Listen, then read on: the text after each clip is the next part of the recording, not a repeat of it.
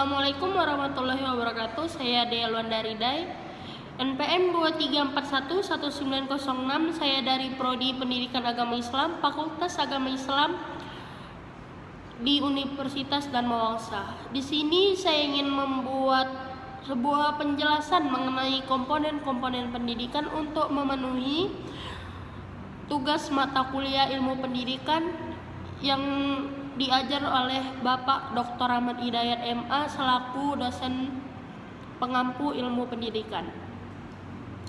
Oke, dalam keberlangsungan suatu proses pendidikan memerlukan komponen-komponen pendidikan agar terciptanya suatu pendidikan seperti pendidik, peserta didik, metode pendidikan, dan materi pendidikan.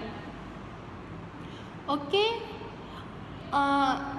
yang telah kita ketahui, pendidik adalah orang dewasa yang bertanggung jawab memberikan pertolongan pada peserta didik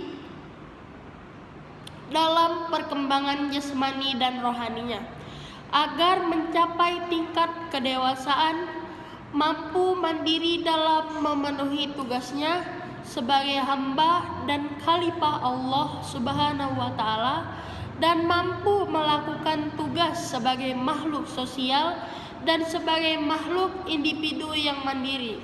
Di dalam suatu pendidikan terdapat peserta didik. Peserta didik adalah orang yang mempunyai fitrah atau potensi dasar, baik secara fisik maupun psikis, yang perlu dikembangkan. Untuk mengembangkan potensi tersebut sangat membutuhkan pendidikan dari pendidik. Dalam menjalankan proses pendidikan memiliki metode pendidikan.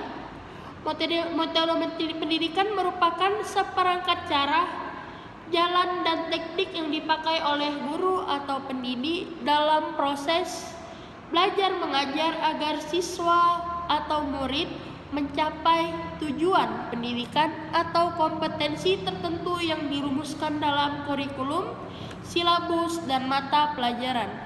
Dalam keberlangsungan suatu pendidikan terdapat materi pendidikan. Materi pendidikan merupakan bahan yang akan disajikan kepada peserta didik dalam kegiatan pembelajaran di kelas. Materi pelajaran tersebut telah ditetapkan dalam kurikulum yang disusun bersama oleh pengambil kebijakan satuan pendidikan dan disesuaikan dengan kurikulum nasional dan kearifan lokal.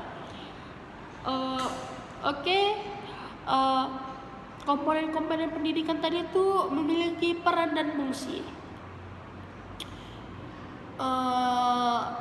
Peran pendidik dalam perspektif ajaran Islam memiliki derajat dan kedudukan yang luhur nan agung dalam pandangan Allah Subhanahu wa Ta'ala, dan memiliki status sosial yang tinggi di hadapan masyarakat karena peran yang disembahnya sangat mulia.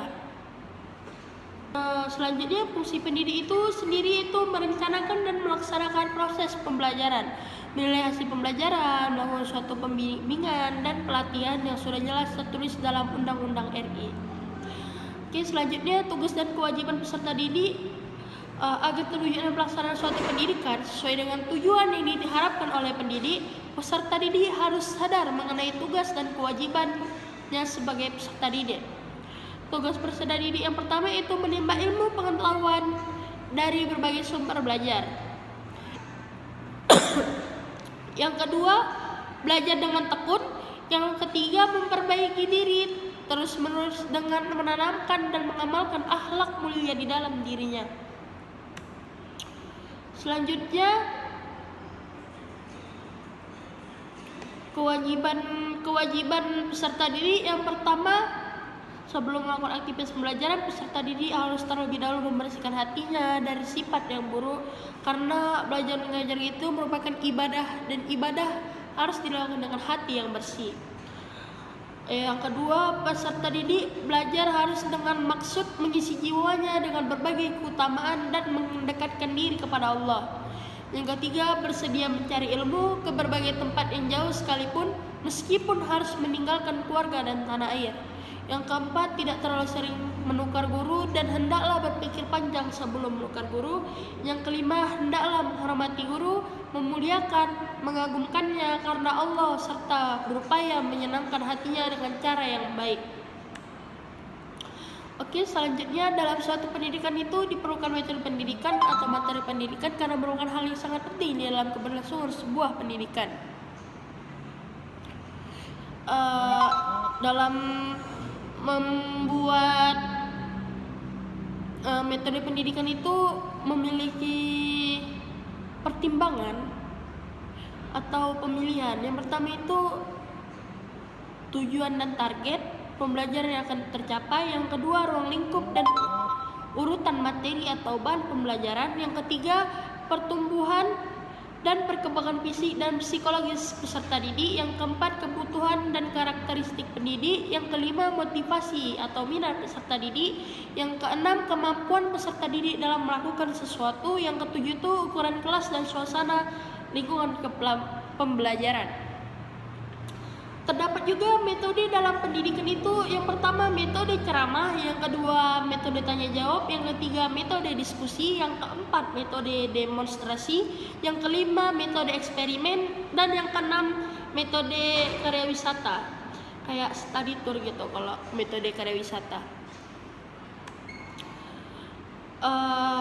Materi pembelajaran ini juga dapat diklasifikasikan. Yang pertama itu menurut fakta, konsep, prinsip, prosedur, dan sikap atau nilai. Selanjutnya, materi pembelajaran itu disusun secara logis dan sistematis dalam bentuk teori, konsep, generalisasi, prinsip, prosedur, fakta, istilah, contoh atau ilustrasi, definisi, dan preposisi. Oke, sekian presentasi. Sekian penjelasan dari saya. Lebih dan kurang saya mohon maaf. Wabillahi taufiq wal hidayah. Wassalamualaikum warahmatullahi wabarakatuh. Audio Jungle.